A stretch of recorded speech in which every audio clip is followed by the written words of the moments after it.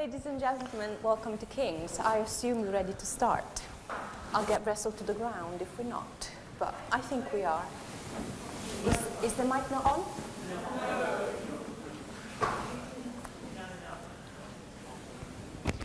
I can project quite well. That's better. Is that okay? Okay. My name is Sonia Massai. I'm Professor of Shakespeare Studies here at King's, and it gives me great pleasure to be here tonight to welcome Simon Russell Beale at the King's Shakespeare Festival 2016. Simon is routinely acclaimed as the greatest classical actor of his generation and has won a long string of awards for performances with the Royal Shakespeare Company and the National Theatre, among others.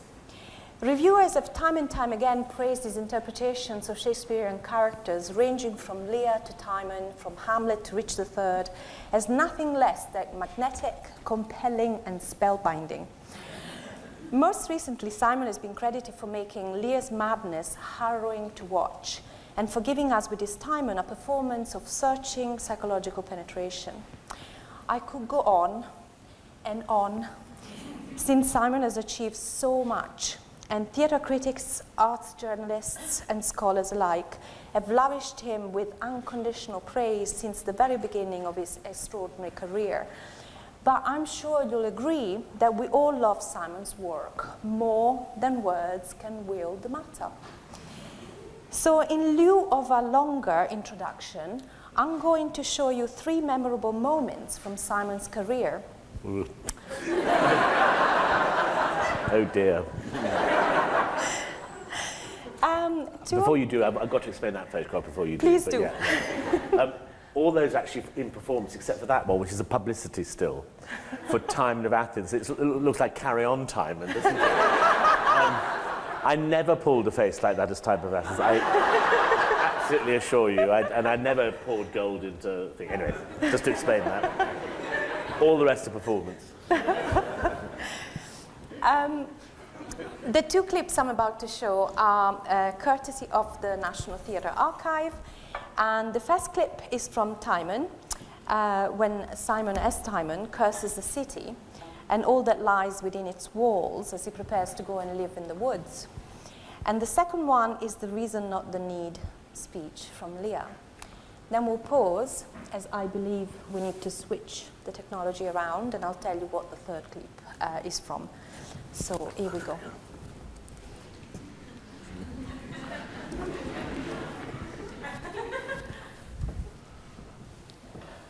Oh, thou wall that girdles in those walls, dividing the earth, thence nor Athens, matrons of turning confident obedience fail in children.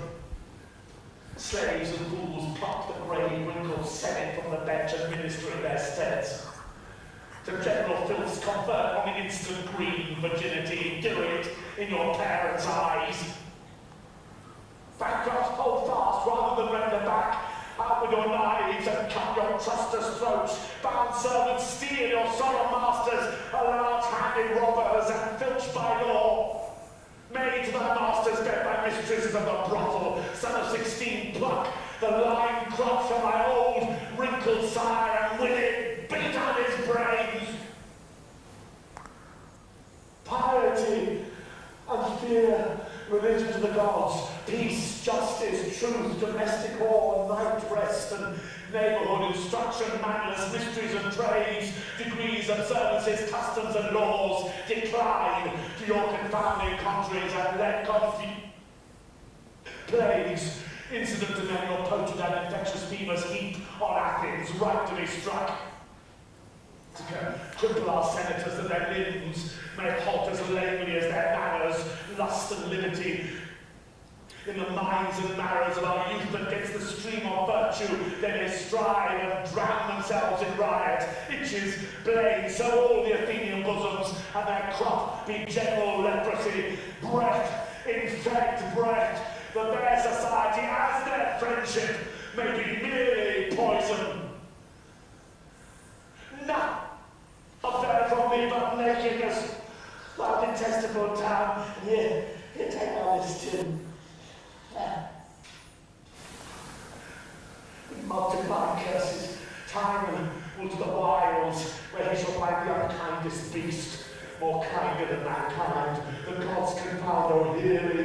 In good gods all the Athenians, both within and out that wall, and grant, as Timon grows, his hate may grow to the whole race of mankind, high and low.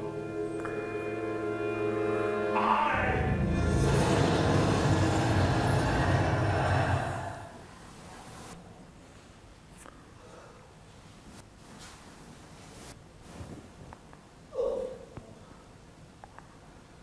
Reason of the need.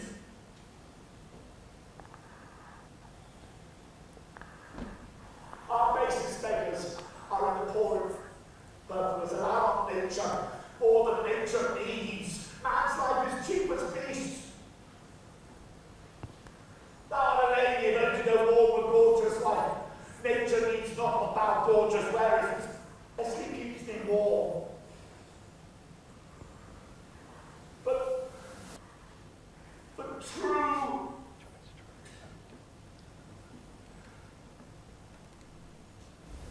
Yeah. Patience. I need. You see me here in God. Poor old man, as full of grief as age, wretched in both. If these daughters' hearts against their father, fool me not so much to bear it tamely, to full anger. And let not women's water drops stain my man's cheeks. No, you are natural hags. I will have such revenges on you both that all the world shall.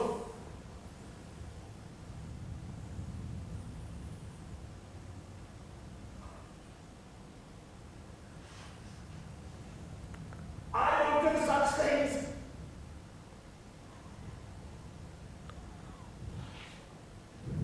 Well, they are yet I know not, but they shall be the terrors of the earth. But you think I'll weep? No, I'll not weep. I have full cause of weeping, but this heart shall break 1,000 flaws, or ere I'll weep.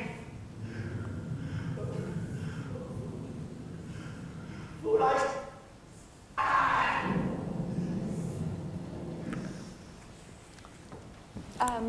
Apologies about the quality of the. I don't think it was the recording. I'm not quite sure what happened.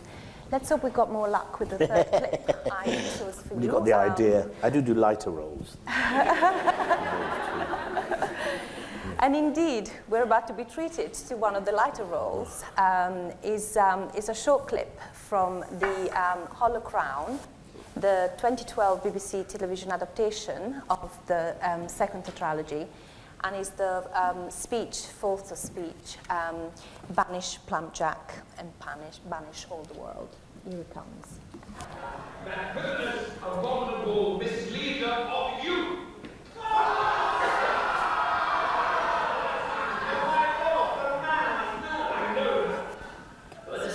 I know more harm in him than in myself, because that is, all the more than pity is white hairs do witness it, but that is, say your words, a whoremaster that I utterly deny. If sack and shoulder be a mock God out the wicked, if the old and merry be a sinner's many old person I know is damned, if to be fat be to be hated, then fairness being kind hath be loved. Oh, banish Peter, banish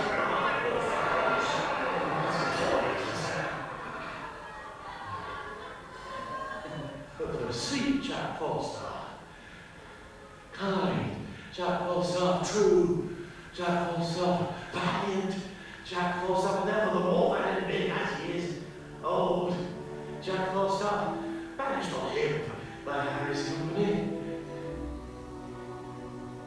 Banish not him by Harry's company.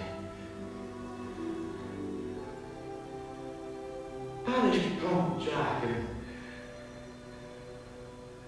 banish all the world.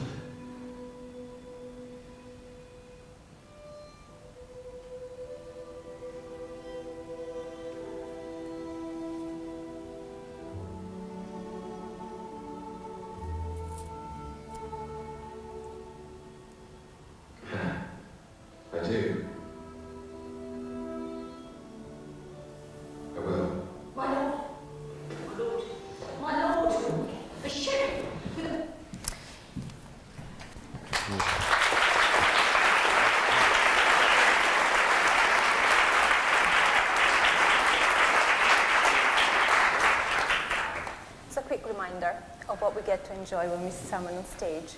And a couple of words about the topic of our conversation tonight. The title of our conversation is Acting Between the Lines.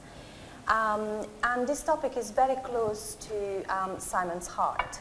Not only is he personally fascinated by the evolution of Shakespeare's texts over the last 400 years, but he has also recently agreed to be one of the 3 series editors of the new Ardent Performance editions that are due to launch in 2017.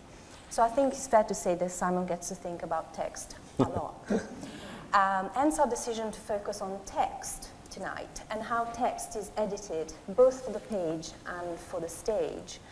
I'm therefore going to ask Simon questions about how he approaches, unpacks, and represents Shakespeare to his audiences, and how he thinks the work he does for the stage can best feed into scholarly editions of Shakespeare, and vice versa, i.e. how the work done by editors for the page can be made more readily accessible and relevant to those who work with Shakespeare in the theatre. And I should stress that you will all get time to ask your own questions at the end of our conversation. But without any further ado, my first question to Simon. Simon, can you tell us what sort of work you do when you prepare for a Shakespearean character, when you prepare to play a Shakespearean character, and whether you think that your work compares to the formal commentary that one finds in editions of Shakespeare? First of all, it's rather embarrassing to see those clips, only because I do everything that I tell, on the very few occasions I teach, I do everything that I tell my students not to do, but there you go. I don't have any desire, funnily enough, to read around Shakespeare scripts at all, except for my own rather geeky pleasure. I see no benefit, obviously, if I'm doing Falstaff, in looking at the Wars of the Roses history particularly. I mean, even the source material I don't see particularly interesting. So, to be honest, I've actually not really, until usually after the play's opened, I haven't really read round Shakespeare plays at all. For instance, when I did Othello, in other words, what I'm saying is I take the play as a single, a self-contained universe, and you have to make your decisions within that universe. There's not much point in looking outside. Although it is interesting when, for instance, I did Othello, that I looked at the source material after I'd opened Othello and found out what Shakespeare had deliberately left out of the story that he inherited from Cynthia, isn't it? Hecatomythia, I've never said that in public. The source story that he used, which had, as it happens, Iago and Emilia having a baby girl, which I thought was very interesting, that in the Shakespeare play there's no evidence that Iago and Emilia have children, and that seems to be a deliberate excision. I'm aware that I'm talking to presumably loads of academics here will know more than I do about these things, so you'll probably correct me, but it seems to me, I think in the source material for Othello, I think the little girl is playing with the dreaded handkerchief at the time that it's dropped. In other words, she's a part of the action, and so Shakespeare must have made a deliberate decision to get rid of her, and he must have done that in order to make Emilia and Iago's marriage, I would suspect, childless, that it's a deliberate attempt to make it a barren marriage, whatever that means. Which is a very interesting thing for an actor to know, but I only knew that after I'd got the performance in place, as it were. The only time I did do some outside reading was on Lear, and some of you might have read this, but excuse me if I go over old ground, but I decided that I would look at dementia and see how it related to this play, how closely Shakespeare charts the path of somebody suffering from dementia. In fact, it became well known enough for the Today programme to phone me up and say, would I come on and talk about dementia? I said, are you joking? I mean, I'm an actor, I'm doing a Shakespeare play, I can't go on a major programme and talk about dementia to the British public. But I had my little nephew who was training to be a doctor, is now qualified, and in fact it's been striking. He looked up Lear and dementia for me, because I'm not particularly good at doing that sort of stuff, on his computer, and came up with this link with Lewy body dementia, which is a particular type of dementia, and it was written by a psychiatrist, and psychiatrists quite often play this game of analysing Shakespeare characters. I remember my father sending me one about Ophelia years ago. And it's quite a fun game for them. And he came up with this idea that Lear suffered from Lewy body, and that I found very useful, because there were certain things that were the hallucinating about animals is apparently a big thing in Lewy body dementia, and of course Lear famously hallucinates animals, and they're almost invariably aggressive animals. They're not nice, cosy animals. Which we will come on to later with the animals that he chooses, I know. So I decided that was actually a useful way for me to get into Lear. It's so interesting that you should do that. Both the Court and the Folio emphasize Lear's madness quite explicitly, even in stage directions.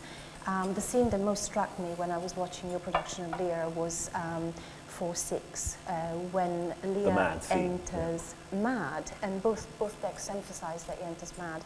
And something extraordinary that happens at that moment is that Lear looks down and he thinks he sees a mouse.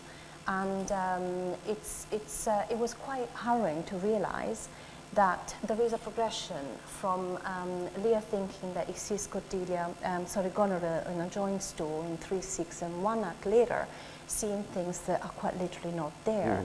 And it seems to me, don't you think, quite crucial in a play that is about seeing, or rather not seeing, yes. when you can see. Well, the animal thing, I mean, this is very, very, very tiny detail of the production, but actually in the scene where, of course, he tries Goneril and Regan, and sees Regan as a joint, so of course he sees 3 dogs.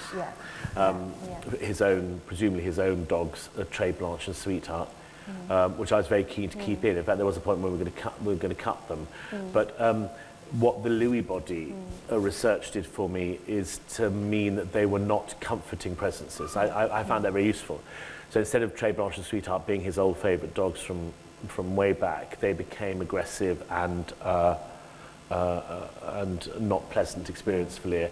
The mouse actually, for any Lear, and there are probably Lears here, but for any Lear, the mouse is actually a very important moment, because it's quite obviously the moment when the audience really goes, he's absolutely lost it now.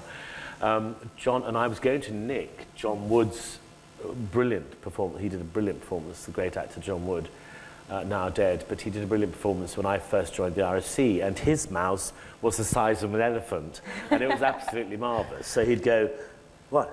A mouse?" You know, and so and I loved that so much, and I thought perhaps you could get it in, and I thought it's such an obvious steal, I couldn't.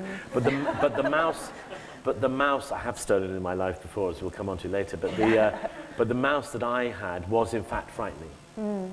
That the original, And so when he feeds it, you try to appease the mouse. Yes, I tried to feed it with cheese, which is in fact a banana in my case. So as I say, that was a useful bit of research that fed into what I felt about the mouse. The interesting thing about the scene, the mad scene, is the very first, and this is where editorial stuff comes in.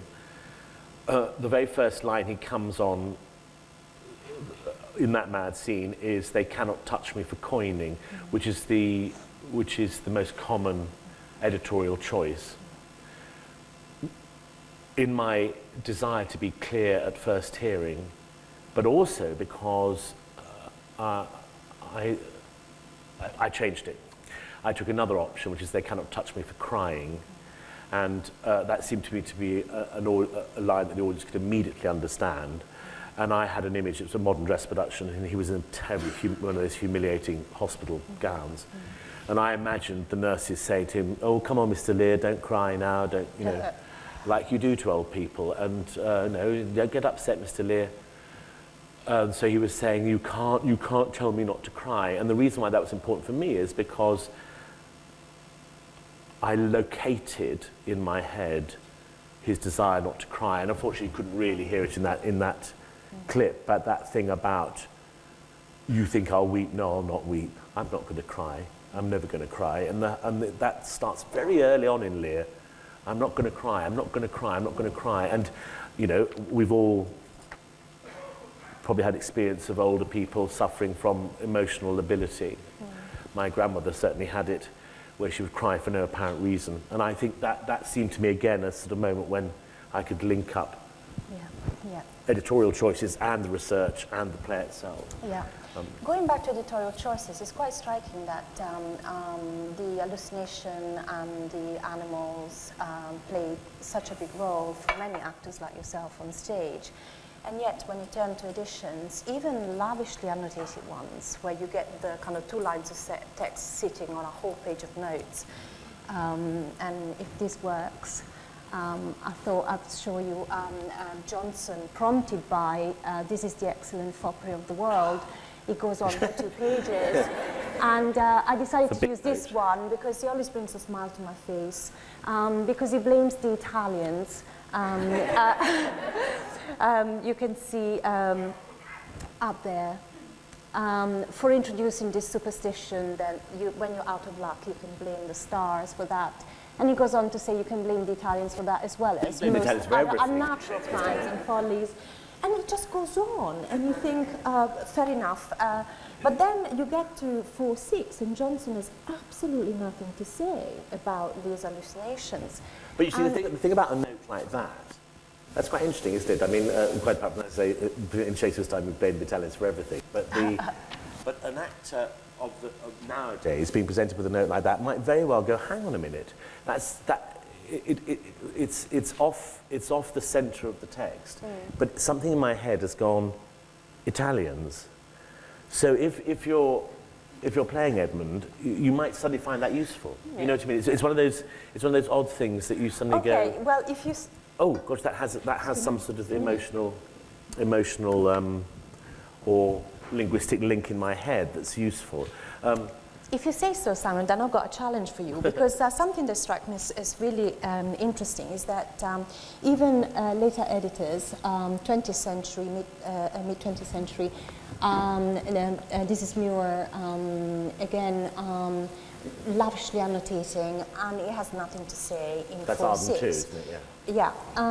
But then, what's interesting is that for other moments, and this is from Troilus and Cressida, because I know you played Thersites, and I wanted to get your views on this, is that the last 2 lines up there on the screen, how the devil luxury with his fat rump and potato finger tickles these 2 together, and he's obviously commenting on Diomedes and Cressida and the wooing scene, and he's commenting unheard about the wooing. And these lines prompted a note which quite dutifully first explains why potatoes were regarded as aphrodisiacs, but then it goes on to say a similar assumption concerning passion fruit upset the digestion of the 8th army in Italy in 1943. And you think, Italy what? Italy again, sorry, clearly a recurring theme there. But, you know, then you wonder, is there any place for this sort of oddity on stage? When I did Troilus and Cressida, Arden 3 hadn't come out, so presumably this was the edition that I used, because we always tend to use Arden. And I don't remember that note, and it certainly wasn't important in my performance as Thersites, because it was slightly trumped by the fact that, I mean, come on, you're playing a play about sex, and I mean, potato finger. I mean, it's sorry, that is just too good to miss, isn't it? And I think probably the digestion of 1943 squaddies in Italy probably didn't come up in my head. But I do think it is fascinating. Talk about that long note. There's that famous long note in I think it's in Kenneth Muir again, Tempest, which is busy lest thou doest, or something. It's the end of Ferdinand's soliloquy, isn't it? I think it's something like 4 pages long, isn't it? Because it's simply. But I mean, we do read them. Part of the new edition that I'm involved with, so I'm extremely honoured to be involved with, is to try and make Arden's more, as it were, sort of less weighty in performance. But in fact, what we're doing is using these extraordinary notes and trying, because you never know what will suddenly hit your mind, and you'll go, oh. There is something scatological, more than something What, about scatological potato finger and about Thersites. So I Oh, yeah. guess nothing is irrelevant. Absolutely. Potato and finger together is too good to miss. I mean, the funny thing about Thersites, actually, talking about the scatology of it, when I was offered it, I despaired because I'd already done A Clown in Winter's Tale and, clowns in Shakespeare. You always have to take a deep breath, don't you? And both as audience and actors, really. And this is anecdotal, but Sam Mendes phoned me up at my parents' house, actually, and said, "I'd like you to do Thersites. What about it?" And he was new and he was hot, and everyone was talking about him. I'd never worked with him before, and I thought, oh well, okay. But I didn't anticipate it being funny. But actually, it was genuinely. He is genuinely funny, Thersites, partly because of things like potato finger. Well, principally because. Wonderful. If we can then maybe move on from talking about commentary and how performance could inform commentary and how scholarly commentary informs performance, possibly maybe, hopefully more in the series that you're general editing. Moving on to individual readings, you have said in previous interviews that you're not averse to changing the text. You've gone, in fact, as far as to say that you can do what you like with Shakespeare, as long as you make coherent emotional sense. And then you add, I see absolutely no problem in throwing Shakespeare around. So when have you changed individual lines? And Well, I blow hot and cold on my own argument on this one. In principle, I do think that. I do think in principle, very interesting watching the Timon speech, because I just, the Globe are doing this series of little films down the South Bank to celebrate the death, 400 death thing. And they phoned me up and said, would I do Timon? I said, absolutely. 600 quid? Yeah, absolutely. Would like you to do that speech and another speech. I said, yeah, lovely. And they said, in Athens. I went, oh, well, absolutely. So we had the most lovely weekend in Athens. And I was standing out, in front of the Parthenon doing that speech. What's interesting is that Dominic Dromgoole is much, much more Puritan than I am about changing the text. So in fact, listening to that was rather interesting how much I did change quite a lot, actually.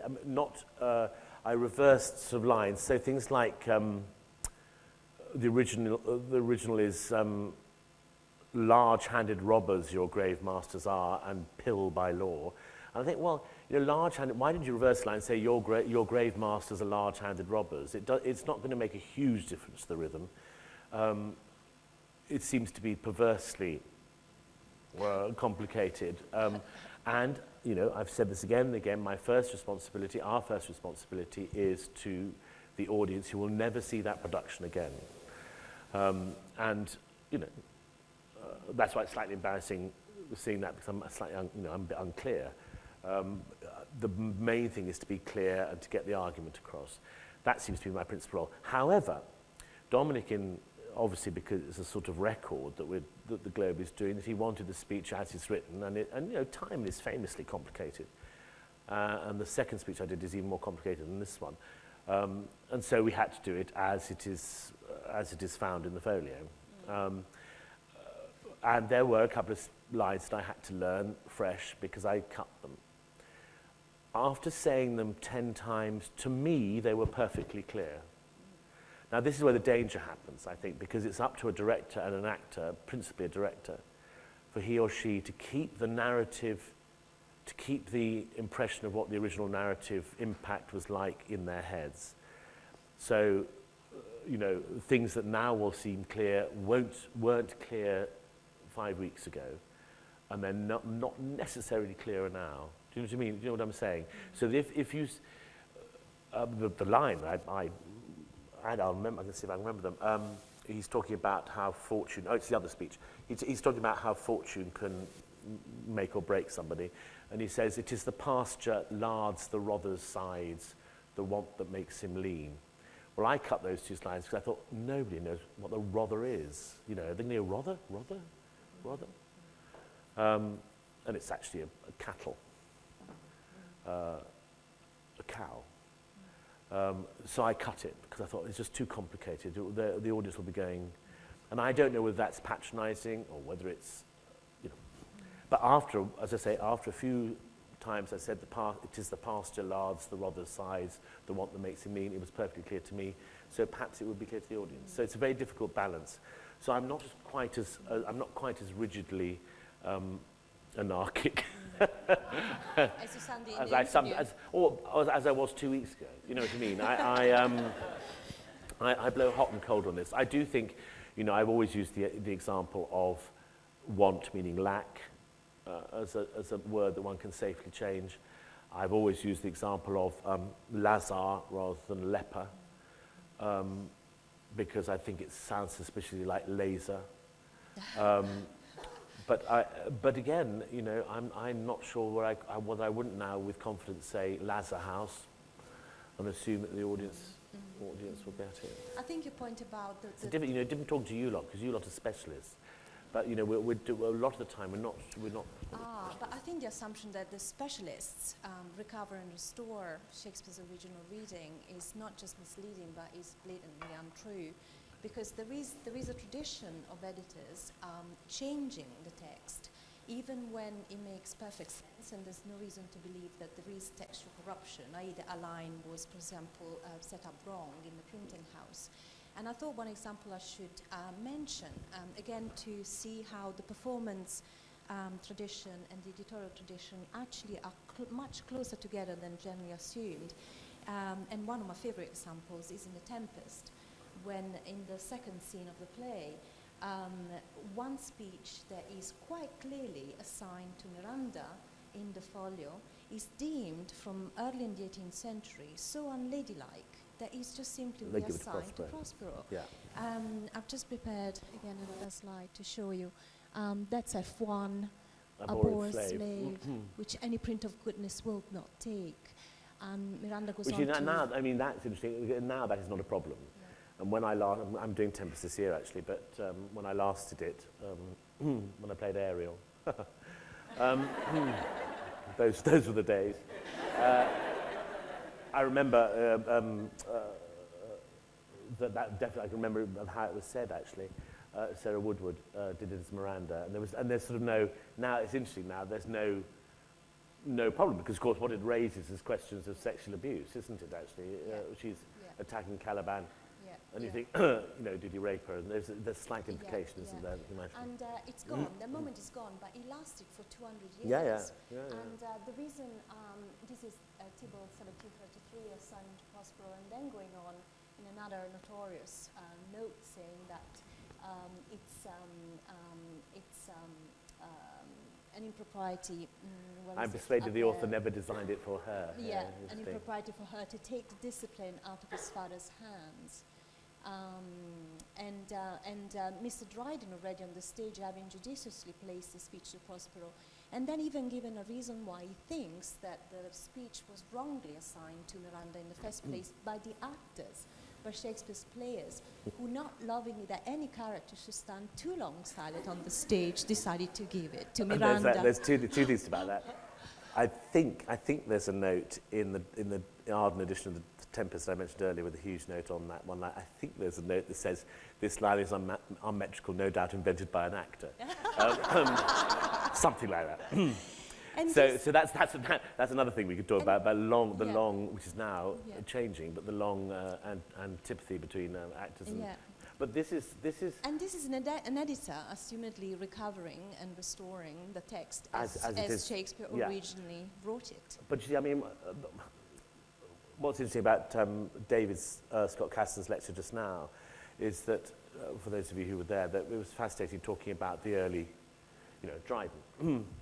And the more I would say to David afterwards, the more I think about it, the more respect I have for those people that I was brought up as an English undergraduate to regard as a bit of a joke. Those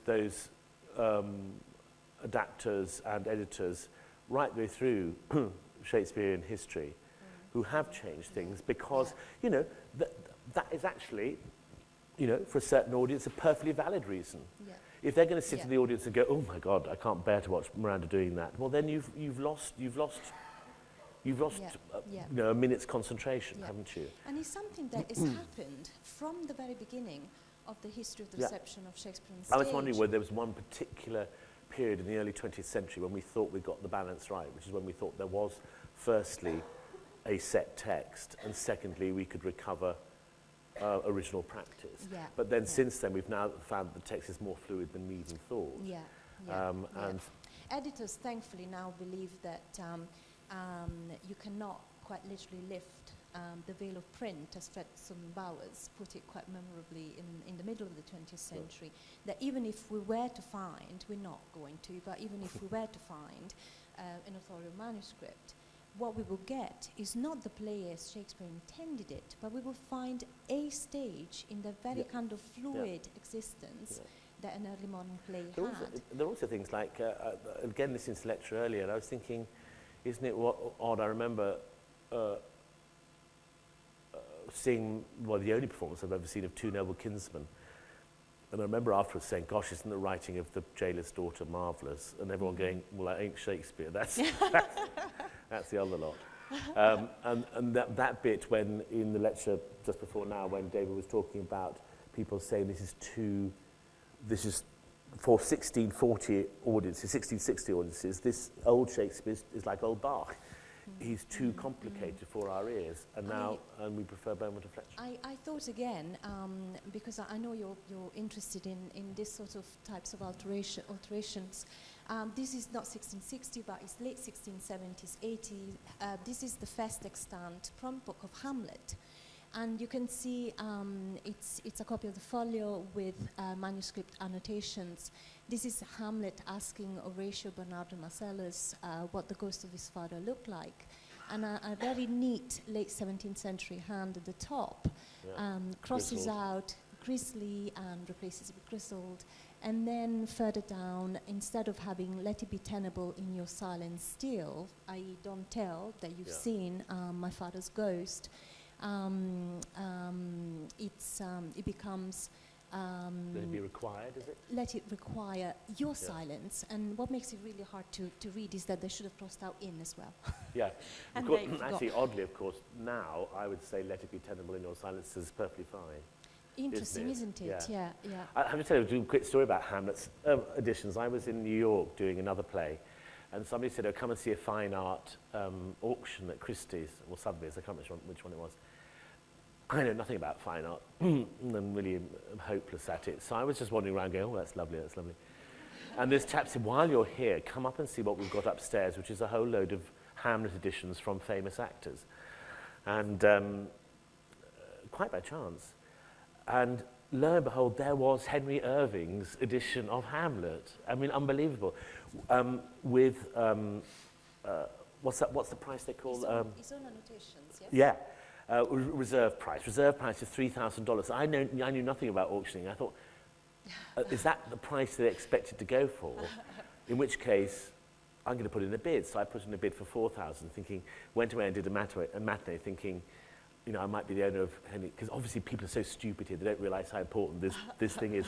Of course, it went for something like $50,000, and I didn't realise what a reserve price was. But the interesting thing about it is that almost all the principles of what Irving cut were almost identical to what, by chance, we had cut. So, in other words, we actually were quite a bit more radical because we cut the whole of Fortinbras. In order to keep more of the other stuff, as it were. But Irving cut, obviously he had the same thought. I'm not saying I'm really like Irving, but he had obviously the same thought. What am I going to cut? The thing that can go is Fortinbras. And that's fascinating because there are very long traditions of performance editing, so of choices that really last on stage for a long time. Yeah. What you see here actually comes from the 1676 of Hamlet. And it continues, these two changes continues all the And way this to... was presumably Dublin. Was it Yeah, Dublin? yeah. It's called Smoke Alley from the Dublin Theatre, where Shakespeare was revived in the late 1670s, early 1680s. And these changes continue to be performed all the way to there in Garrick's Well, I Hamlet. have a theory that we're at the beginning of a little new one. When I did Benedict, the famous soliloquy of Benedict when he realizes that Beatrice loves him, and it's just heaven, a speech to do. It's so joyous and happy, but he and funny. But he says at one point, "She loves me," and the next line is, "Why it must be requited." Why, comma, it must be requited. Now, Derek Jacobi, and I think he's the first person, he might not have been, but I think he's the first person, did "She loves me, why?" It must be requited. And I thought, this is too good to pass up. I guarantee that every Benedict since Derek has probably done "She loves me, why?" And so that'll be a little tradition that goes on for, you never know, in addition, in Arden 5, you might actually, yes, it might be a little question mark. Fabulous. As the third and final area for our conversation, I thought we could talk about occasions when it's not an individual line, but it's entire passages that get imported into a production from another play.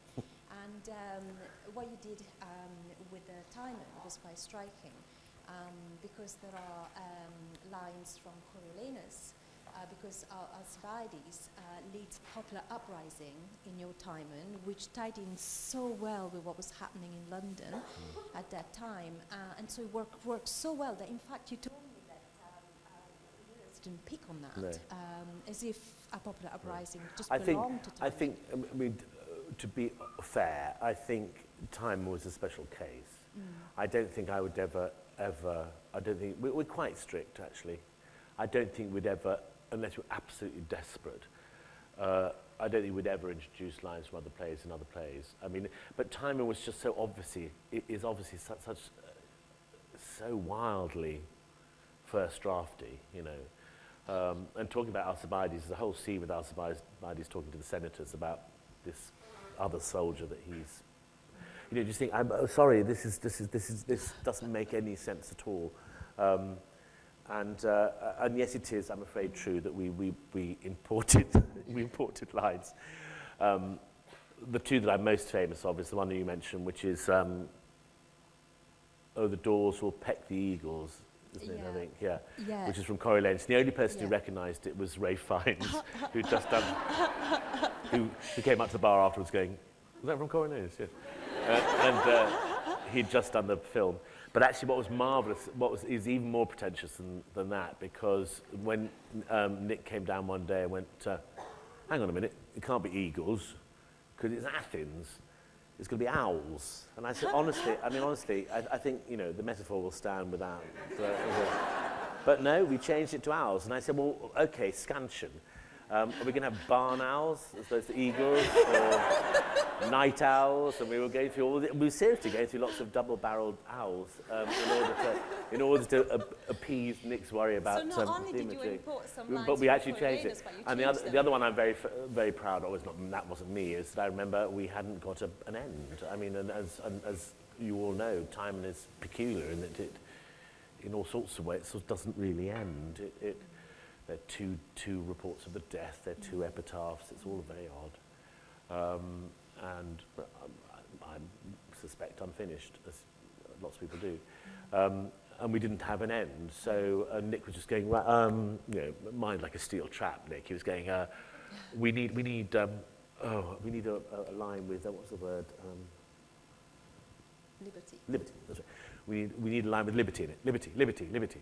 And he barked over to the stage manager, look up any lines in Shakespeare with liberty in it. Right. And she came up with it. She said, yes, here's one from As You Like It. So we did put As You Like It at the very end. Well, Simon, if you... But that, I mean, that really is very bad behaviour indeed. I mean, I absolutely promise. We are quite. But if it makes you feel any better, I should tell you that the Oxford Shakespeare 1986, another play that is notoriously difficult text-wise, Pericles. The editors, again quite controversially, decided that in order to make sense of some passages and some lines, they should again import lines from another text in the printed edition. in the edition, Right. in the Oxford edition. 1996, lines from a text which the Oxford editor regard as a reported text by George Wilkins, Naughty old George Wilkins. probable co-author of Pericles. Is that Pericles' Adventure? No, was it Perilous? No. Is the painful adventures, Painful Adventures of Pericles. of Pericles, Well, Prince of Tyre. That's really difficult to say. And then to make it even worse, Wilkins had authorized lines from another text about the adventures called The Pattern of Painful At least it has. Adventures of Pericles, Prince of At least it Tyre. has a provenance about it. Ours didn't. Ours was just random picking of. Yes, there was a reason, but again, a few eyebrows were raised because you found lines from another text in an edition of the works. The other was I remember when I was doing Hamlet, I rather astonishingly we went to Belgrade and we went to quite a lot in Eastern Europe, where Hamlet's big. You know, it's like Russia. He's big in Russia, isn't he, Hamlet? And rather marvellously, this is a parenthesis, but rather marvellously, 2 of the arts ministers had played Hamlet. Can you imagine that in this country? Can you imagine an arts minister in this country having done anything in the arts? But two arts ministers had actually played Hamlet, the Serbian and the Romanian. The Romanian Hamlet was very famous, Ion Karamitru, and he was very involved with the overthrow of the Ceausescus and whatever. And I was talking to him about it, and I can't remember how he phrased it, but he said something like, "We changed Rosencrantz Guildenstern to be something." And just for a moment, the Puritan in me was going, "Wow, but you can't." And I thought, of course, it's a new version. They were doing a new version. And so famously, it releases European Shakespeare's to be... will be fearless in a way that we're still very, very much aware of trying to preserve something as well as... And yet I think you could make an argument that even when you don't import lines from a different work, when you look at lavishly annotated editions and you find cross-references to other works in those notes, then you are forcing the reader to perform in his or her head a kind of dialogue between the lines in the play and other works. Yeah. So even kind of the very scholarly tradition of cross-referencing, and of course is underneath the text, is not in the text. But at the end of the day, what you do, if people picked on the fact that you were using lines from Coriolanus, that makes so much sense in the places where you use them, is not too dissimilar to encouraging a reader to play in his or her head the lines from other works. Well, I suppose I've sort of half implied that's what my reaction to reading the source material for Othello was. Yes, exactly. You know, that exactly. if you, oh my God, you could do an Othello. I could absolutely see a production of Othello where Emilia and Iago had a baby girl. Exactly. And that would change the whole dynamic of the piece. Yeah. And, you know, who's to say that that wasn't part of Shakespeare's environment as he wrote it, you know? Yeah. And that's rather fascinating idea, actually. Looking at the future, you mentioned it, so I guess it's okay to say that you're going to be Prospero in Stratford this summer. So Which is not a part that I've anticipated doing quite yet. Although I've always done Shakespeare parts at the wrong age. You know, I was a geriatric and I was quite a young Lear. Although James Shapiro pointed out to, he came to see the show, the academic, and he went away back to the States and did some research on the age of Shakespeare actors. And they were incredibly young. He couldn't find any, I'm looking at all the academics I know, he couldn't find any evidence of anybody acting. The only one he could find acting up to 50 was Alain, who retired for a bit and then came back, didn't he? But, you know, in other words, Burbage was doing Lear younger than I was. but I've always done them at slightly the wrong age. Anyway, I didn't really particularly, I wasn't thinking about Prospero, but then Greg Doran wrote me this rather seductive email. And I'd really enjoyed doing the Tempest I did for Sam with my rather fearsome Ariel who spat in Prospero's face. But he wrote me this rather wonderful email saying, I was trying to think of the equivalent of 17th century mask technology. And I suddenly saw the work that Andy Serkis was doing with Imaginarium and all that body, what do they call it? I can't remember the phrase now. Body, you have spots on your body and you move. Anyway, he does all the Planet of the Apes stuff, doesn't he? And Gollum. Anyway, 3D stuff they now do in the theatre, where they can. I've seen stuff that they've sent me of whales coming over the audience. Oh, wow. Things, so for the banquet scene. well, for whatever. I mean, and he said that's. I looked at the stuff and I thought that is the equivalent of, 150, 250 candles coming on at the same time, or whatever they did or fire-breathing dragons, whatever they did for James's court in the early 17th century. And I thought that's. I don't mind being upstaged by a load of 3D. Yeah. So we'll see. We'll see. I have not seen anything since that first email. So we'll see what Greg does. Yeah. Which leads me to one of our kind of final couple of questions, really.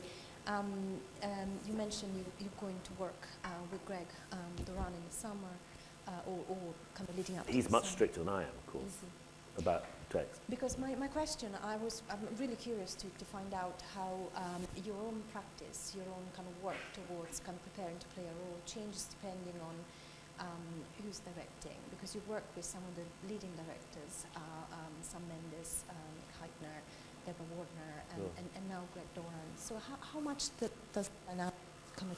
Well, of course, I mean, I don't know what working with Greg will be like. I mean, I'm anticipating it being enormous fun. With the others, they all have their own methodology. As I say, I tend to, I hope I respond to that methodology, but I suppose the basic tenets of what I try to do are all, looking back, the same. And for instance, working with Deborah, again, it was locating in Cassius. I just located something. And actually, Sam has said this and written this about me, that he says that there are moments when he says something and you can see me shoveling away an idea like a nut in my cheek for use later. And he says he can always tell when something's sort of hit home. And, with time, and it was the idea that the gold he discovers should be more gold than it should be whatever it is, the huge bank in America. It should be more gold than most countries' annual national gross product or whatever. And you did find an awful lot. Yeah, I mean, it should be that, and I remember thinking, that's much better than finding a couple of coins. It should be, because it's in some ways a morality tale. It should be the gods giving him, something absurd. Things like that. With Cassius, it was the sudden realization that he threatens to commit suicide in every single scene except for the one where he does actually finally commit suicide.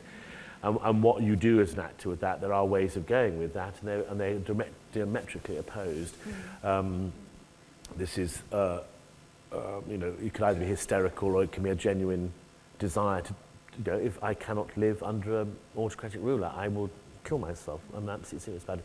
A bit like what we discussed when we first met about look here, is that you can flip a line round to mean almost exactly the opposite. We first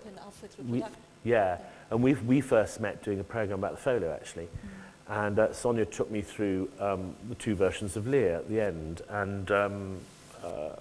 One of them ends with Lear going, look there, marvellous line, rather than, oh, my heart's breaking, which is a rather feeble line, I think. And almost every performance I've seen has Lear finally, in his final moments, going, look there. And it was halfway through the performance, and it's always been assumed that is a moment of vision or softness or redemption. And I remember thinking, God, actually, he's got the corpse of his daughter in front of him. And suddenly it was just in the middle of a performance. Suddenly it became, look at that. That is what life means. Your dead daughter in front of you. Look there. Just look. Just look. In fact, became exactly the opposite. And I think you can do, what's wonderful about Shakespeare is you can do that. And that was such an arresting moment. One of the most kind of moving.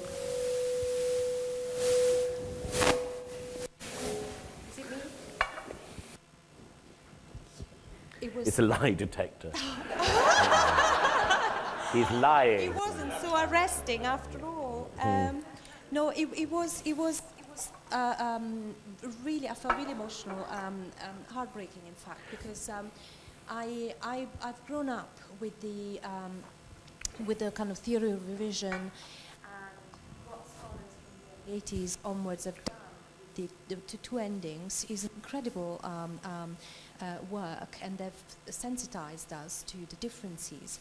And what you did for me, Simon, is that you turned an orthodoxy that for me was an orthodoxy on its head, because and the scholars told us how the look there is in keeping with the fact that the very last speech is given not by Albany, who fought against the king and then changed sides, but by Edgar, and therefore is part of the kind Well, of funny, I mean, redemptive. this sounds insufferable, and it's very kind of you to say that, but it did come from our first meeting, weirdly. That was the spur for that one.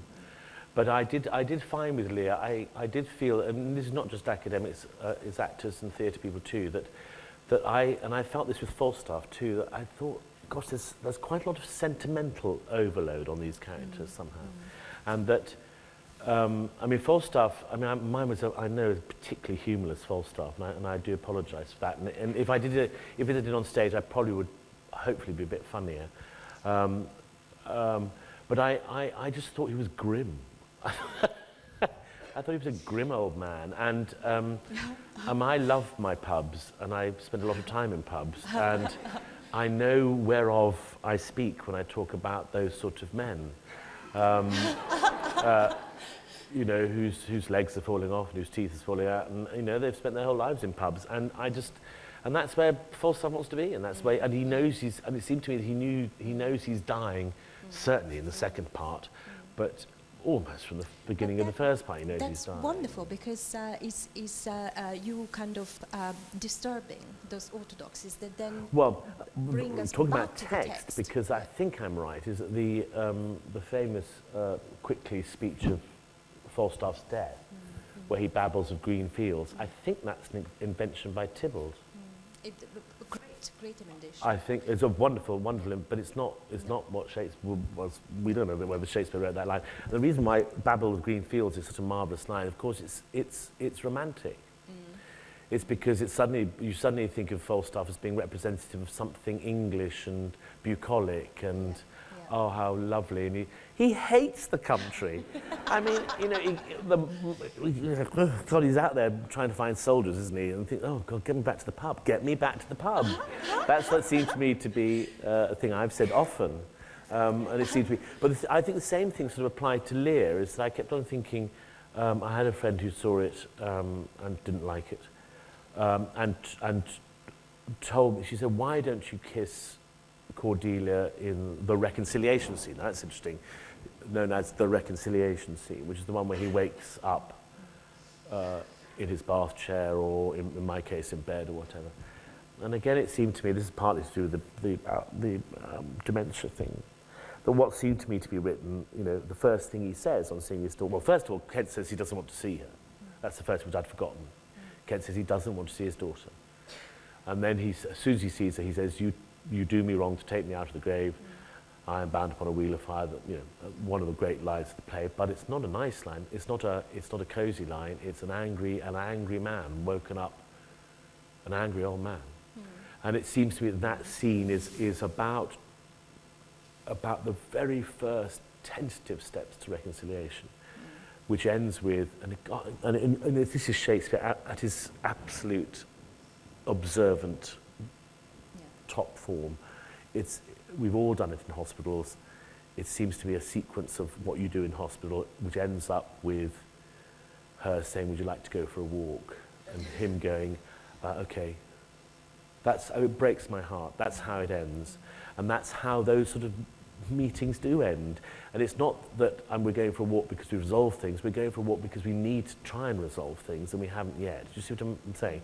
The next time we see them, he's burbling on in that bonkers speech, beautiful but bonkers, to which she has no reply, when he says, we'll spend the rest of our lives together. And you're thinking, she's a married woman. She's got her own life, Dad. You can't do that to her. And then the next time she's dead. And it seemed to me that there isn't much room for sentiment in that. I find it unbearably moving. I mean, I think that the darker it is, I think most people who've played Lear will probably agree. It's. You made me almost agree with Nahum Tate for the ending They of should. Terrible. Well, you see, I mean, I said this to you earlier before we started, and I said to David after his lectures that, I've been brought up to regard these people as slightly jokey, but, Sam Johnson couldn't bear to read the play because it was just too awful. Yeah. And you think, there's something grand about that response, isn't there? Yeah. It meant so much that you decided to change the ending. One final question, which was prompted by your fantastic performance in Mr. Foot's Other Leg. I was hugely entertained. It came as a bit of a surprise as to how much that production made me think about what I thought I knew about that moment when Shakespeare became England's national poet. Yeah. Because the likes of Johnson were editing Shakespeare in multiple editions, and because the likes of Garrick were establishing a standard whereby Shakespeare should be pronounced on stage, so Shakespeare becomes the golden standard of the English language, not only as written but also as spoken. And then there's you there, taking the makeup of David Garrick and clearly suggesting a different impulse, which is to possibly pay homage by mocking. Yeah. And I think that's probably quite a fitting way to wrap up our conversation about the misconception that editors pay homage and actors Destroy. destroy, because it seems to me that Garrick needs Well, I Mr. think, Foot, I mean, and Mr. Foot needs Garrick. Mr. Foot is another conversation, isn't it? Because he was such an extraordinary character that that existed, and that version of the comedy version of Othello that he did, I would love to have seen that. Which he did because he was bad at the straight one, which is where the play slightly misled. He did try to do a straight version of Othello, just couldn't do it, so he turns it into a comedy. But yes, the period when, Boswell was kneeling down in adoration in front of the forgeries of the islands because we wanted so much, we'd fallen in love with him so much, and there's a place for throwing all that out. But and I say this, and it's the right place to say it, but 30 years ago when I started, academics and actors did not talk. And one of the great things, and this has come from academics, not from actors. Fantastic. It makes all the difference in the world, and it's to do with places like this and places like Warwick and places, we talk, but we never did. We're talking despite the mics playing Yeah, up. I I'm hope so that you sorry. did hear all of that, and I Yeah. hope you'll agree with me that listening to Simon is inspired by what Francis Gentleman, the editor of John Bell's Shakespeare in 1744, said about Garrick, that Garrick was the best living comment on Shakespeare. Please join me in thanking Thank you. Simon as the best living comment on Thank you Shakespeare. very much. Thank you. Thank you very much. Do you have questions or? Yeah.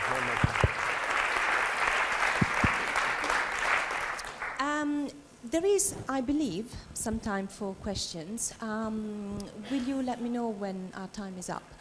So we'll open it. Stop. We'll open, Please. we'll open the conversation to the floor, and I believe there will be microphones coming. Hopefully. Or should we just shout? There's a question there. So we talked a lot about text in performance tonight, which I think is phenomenal. But also, I wonder if you have anything to say about the role of spontaneity in your own performance and sort of outside of the preparation that you do for a play, actually where you find those moments in rehearsal. Well, the Lear that you saw, I didn't do that same. In fact, funny enough, it's funny that Sonia picked that particular speech because that was different every night. And I've become I'm much better at that now than I used to be. I used to be very rigid about keeping things as is. But I suppose it was partly, the privilege of doing the leading part. And as long as you check with your other actors that it's fine, I play around a lot now. There's a bit when I went up to Regan then and touched her, she went, ah! And that was only for that performance, which happened to be filmed that night, you know what I mean? So I'm a great believer in that. And I think that's where things like the look there moment came, the flip around. You can, the only slight problem with that, and I found that funny enough with my last play, which was I did 100 and something performances, like you can end up not knowing where you are. That's the only danger, is that you suddenly think, oh God, and you know you've got to get from A to B, and you can't remember the best way to, and you get into a bit of confusion. But I like playing around. Cool. And just one quick follow-up to that as well. Where does that come in the rehearsal process, and how much of that happens in rehearsal and how much of that happen actually on stage? Well, most of the changes happen on stage. I think most of the rehearsal is sort of usually a process of trying to find something that's a steady rock, isn't it, a steady bass. Sam's quite interesting on that. He will do a sort of a circle of chairs, as it were, and then the way he rehearses, you throw the actors in very early on and just ask them to do it in all sorts of different ways. So he'll say, sometimes very simple physical ways, he'll just say, right, you sit in that chair and you stand up, right, you sit in, reverse that, you sit in the chair and you stand up, and then, or he might do quite elaborate ones, like he'll say, we'll have a big table here and whatever. But what he does is that he goes through the play at a fairly medium pace, goes, and then finally goes, after about 3 weeks, do you remember 3 weeks ago when you did it like that? Can we have that? So he'll sort of cherry pick the moments that he likes. But once the director's gone, you see, the great joy of acting on the stage is that it's the actor's medium, isn't it? Thank you very much. Be brave. Oh, there's a hand, I think. Two hands. One at the This one at the back. room. I was just wondering if there's a part you haven't yet played that you've got a real hankering to play.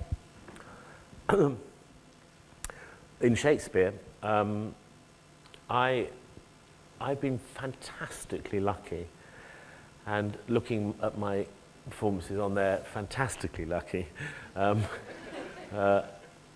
in that I think I've played virtually every Shakespeare part that I want to play. That's a smug thing to say. I missed Richard II. I'd love to have done Richard II. I'd love to have done the Mercutio, but and I suppose Richard II, you could just about squeeze a 55-year-old Richard II out. On the assumption, as I say, I do all the Shakespeare parts at the wrong age. They're two, well, Falstaff on stage, I'd love to do. Shylock, yeah, and Angela or the Duke are the ones that I would like to do now. But then it's old men, I'm afraid, isn't it? It's Markaday and Love's Neighbour's Lost, which is one of the greatest moments in theatre. So I mean, that's fine. There was a hand up at the front of the room.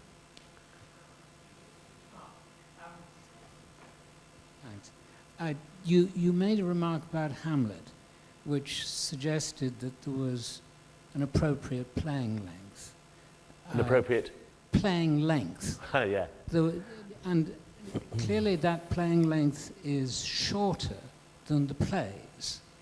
Is that because people nowadays think that an audience can't tolerate a play at the length that Shakespeare I don't know. wrote? I mean, I was thinking exactly that before we started, thinking, look, that we had to cut it for very practical reasons. We were touring around the country and around the world, and most theatres would say, I'm sorry, we can't cope with anything longer than 3.5 hours. So it was an absolutely practical thing in our case. So, and we decided that we would, the cleanest cut would be to cut a whole section rather, for which we were criticised, and with absolute reason. And it would be a very, very long evening to do the full second quarto version.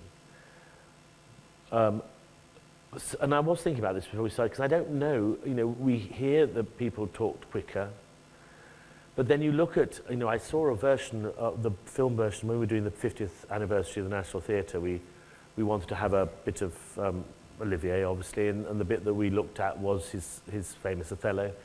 It's very, very slow, much slower than we do. But then you see John Gielgud doing a Hamlet at a lightning pace. So presumably that wasn't a consistent thing either. Presumably there was, there were slow actors like Olivier and there were fast actors like Gielgud. So I don't, and the length of time that's mentioned in Romeo and Juliet, whatever, it is Romeo and Juliet, isn't it? The 2 hours traffic. I cannot see how you could, certainly, I don't know how you could do the second quarter of Hamlet in 2 hours. I mean... If I may butt in, the one thing that you see so commonly in the early prom books is the chunks of text that are crossed out as not for performance. I mean, funny enough, in Hamlet, for some reason, in my head, I've got a much clearer idea of what those texts mean for Hamlet than I have for, let's say, Much Ado About Nothing. In this sense, I can sort of see somehow that those 3 versions are a pretty dodgy performance, or a performance, and everything he ever wrote for it, and then somebody going, actually, hang on, there's a slightly neater version that we can do here for the folio. I can sort of see a logic there, but I don't know how you can get Much Ado down to 2 hours. Or Romeo and Juliet, more importantly. Any more questions? Maybe we can continue. There's one over there. Oh, okay. I just wanted to ask about what you thought about, either of you.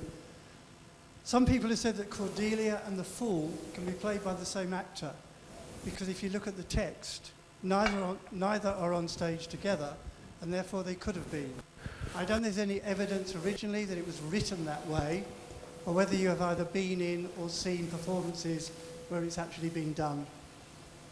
I've never seen it done. I don't know what I'm sorry to be able to answer the academic in terms of evidence. It was also because, of course, My Poor Fool is hanged at the end, which is said over Cordelia's dead body, isn't it? So I think that's where that came from. But funnily enough, it's a real mystery, that one, The Death of the Fool. And for those of you who saw my Lear, you probably remember we had a rather radical idea that I killed him, which caused a bit of upset. But I've never seen a production where Cordelia and the Fool have been played by the same person. But I don't know whether there's any textual. Doubling roles was very, very common, and commonly done really so that the cast size would be probably just half the size that it is in our days. Unfortunately, we don't have doubling charts from kind of back then, but we can assume that most roles would be that one actor will play more than one role. And the only thing that slightly mitigates against is the skill sets, really. Is that, the clown figure, well, he was a fairly lyrical clown, but even the idea that the man who could sing and dance and tap dance, and I know Tarleton was Tarleton, wasn't it, by that stage?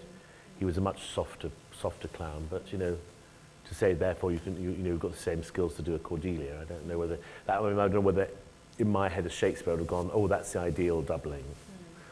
The Fool or Cordelia. Any more questions?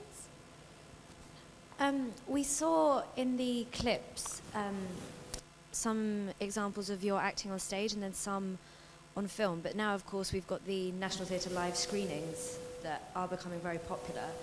I was wondering how, if it does, your approach changes between acting on stage and on film, and if the new screenings and the cameras that are inevitably filming you on stage now affect the way that you act on stage as well. This is a very vexed area, this. Funnily enough, actually, it's not vexed area in terms of the filming of the stage shows. The very first one I did was a play called London Assurance, which was a huge comedy with Fiona Shaw.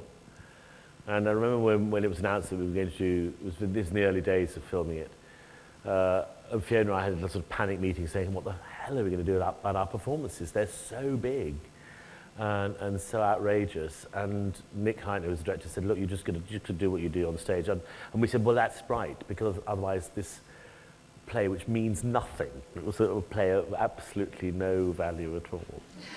A huge fun. But, you know, it had no weight. The whole thing would collapse in a sort of like candy floss. It would just, so we just went for it. And but the thing about the what's so skillful now about the filming of that is the team. They're the same people. They've been doing that for not 10 years now. We're introduced to them. We never see them again. And I've never had one moment when they've said, "Would you mind moving 2 feet to the left because otherwise?" And they also they expect you to do the performance that you do on stage. And the second thing is that they will make sure that the audience is filmed so it's in context. It's a slightly different thing for Falstaff, and I think Falstaff, that was on film, and that was a slightly different process. And I think also, I remember doing an occasion like this and somebody saying you weren't very funny as Falstaff, which I wasn't. And it wasn't just what I was saying earlier about the fact that I don't find Falstaff very funny, which I don't, particularly funny enough. I think anybody who says I'm really witty and I'm the cause of the witties of other men is not very funny. You know what I mean? I think that's a sort of dead giveaway. But they said on film you're not very funny, and I said I wonder whether I would be funnier with a live audience. That there would be a change of dynamic. The reason why I say it's which is why I'd like to do it on stage. The reason why I say it's a vexed question is that we have. And we've done this all the way for 400 years, 500 years. Actors have always had to gear their naturalism to the prevailing taste. And it is extraordinary how on film now people often talk at a volume that would simply be impossible. Even if you were 2 feet away.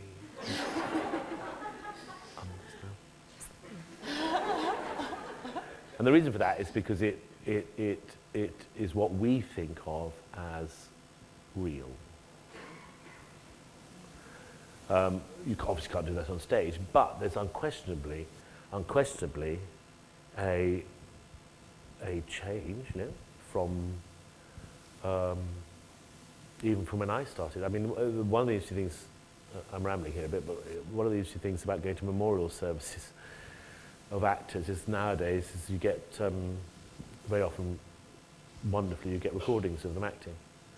And I was at John Wood's, I mentioned him earlier, a great Shakespearean actor and they played Prospero, and I said to Nick afterwards, I said, we couldn't act like that now, unless we were really courageous, because, you know, John he was saying, I have one of the great instruments of the English stage and I'm going to show you everything it can do. And he goes up to the top and down to the bottom, you know. And that is sort of not necessarily what would be regarded as... It's why small-scale Shakespeare always works nowadays, because you know, we actors think we're being real, and audiences think we're being real as well. The real challenge is how to do it in big spaces, I think. So I think it's a very excellent. You know, I went to see students recently, it was about a year ago, and the upward inflection, which I have no problems with at all, but that was coming in. And if that, in 20 years' time, means that you're being honest and sincere, then that's how it's going to go. And yet, I must say, Simon, you command the Olivier like no one else. I mean, it's, Oh. Well, I think one of Olivier, name drop again, but Ken Branagh was saying about great public theatre, he's doing it at the moment, is that there's, and Heitner believed in that too, what he's doing with his new company is big public theatre. He believes in that. Yeah. They have an incredible resonance. Yeah, it's actually, I think the Olivier, fun enough, is an oddly intimate space, really. Yeah, it feels very much that way, especially if you're on stage. Yeah. Any more questions? If not, we should continue the conversation over a glass of wine. But before we disperse, if you bear with us for a moment, Simon, I would very much like to invite my colleagues up on the stage, because we would collectively like to thank two people. More than two people, but really the two leaders of the last 4 days of extraordinary events. We would very much like, as colleagues, to thank Professor Gordon McMullen, who has led with incredible vision for the last 5 years to make this happen, these being Shakespeare 400 and the last 4 days. We've been teasing him by saying that he's the only begetter of this event, but it's absolutely true. None of this would happen without him. I just also wanted to apologise for not having a gift to offer you. I did look in florists, but bizarrely today they had a lot of red roses. Didn't quite feel appropriate, but we wanted to say a heartfelt thank you to Gordon, and also especially to Laura Douglas, who I know has been thanked already, but should be thanked endlessly, because she had just made everything run so smoothly. So thank you. I think Israel Glantz would be very proud and thrilled. So thank you. Thanks, Gordon. Thank you.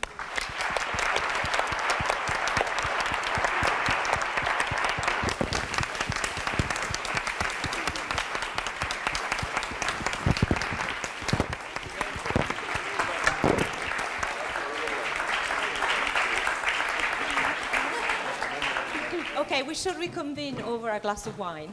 Thank you so much for attending.